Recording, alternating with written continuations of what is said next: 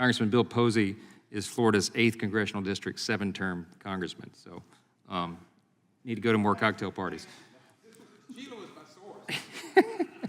The chair recognizes the gentlelady from Wyoming, 5 minutes. Well, thank you, and thank you for being here, gentlemen. I always love having a discussion about the Constitution. I want to state right up front, I am opposed to term limits, and not for any self-serving reason, but because I think they are a bad idea in terms of the future of our republic. I also believe that the intent of the framers must remain a dominant force and should guide the current discussion.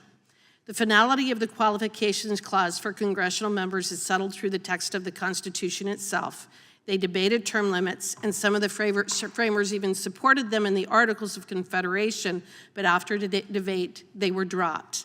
That doesn't mean that term limits don't exist. They certainly do, which is why the American people go to the ballot every 2 years for the members of the U.S. House and every 6 years to select their U.S. senators.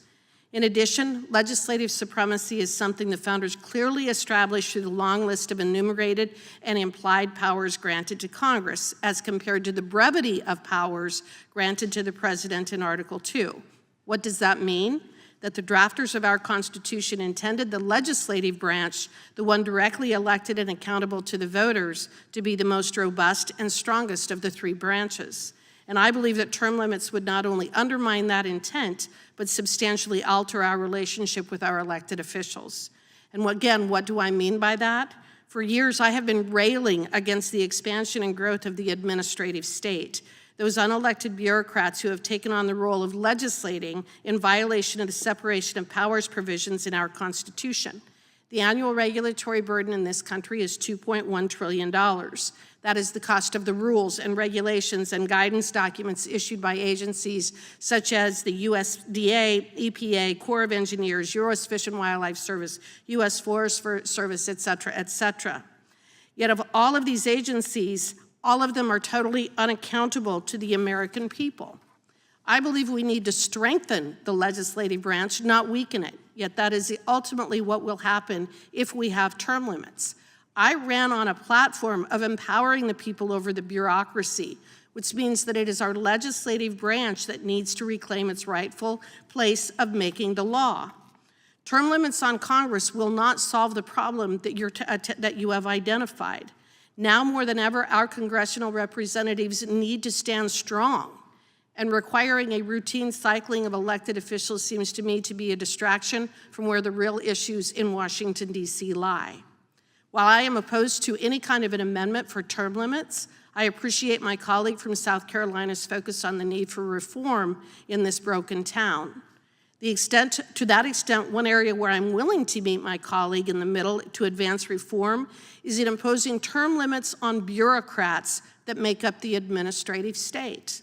Those bureaucrats who are nearly impossible to remove and are encouraged to become career officials through benefits such as pensions are in DC for generations and have never been approved or voted on by the American people. This is the real danger to our society. These officials make policies with no constituencies and cannot be held accountable if they do something which goes against the needs of the American people, which they routinely do. An example being the radical war on affordable energy being waged by the Biden bureaucracy. I also want to say that as a freshman member of Congress, I think that it is a problem to underestimate the importance of institutional knowledge. How can a member be here for 6 years and effectively take on a career official who has been here for 35 years? Is Washington, D.C. broken? Absolutely, and the odds are stacked against the American people in a government which has grown too powerful and big to control, and instead it now controls us. But it controls us because of the unelected bureaucrats, not because of your elected officials here in Washington, D.C. Reform is necessary, and it should come from the people who are actually elected by the American people. The only directly elected officials in town should not become the target. It should be those who are unaccountable.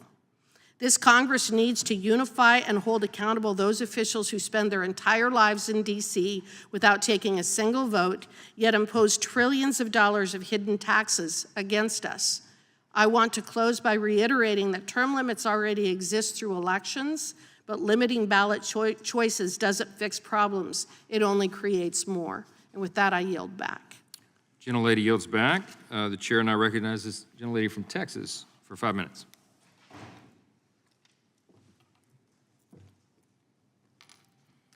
Let me thank the witness.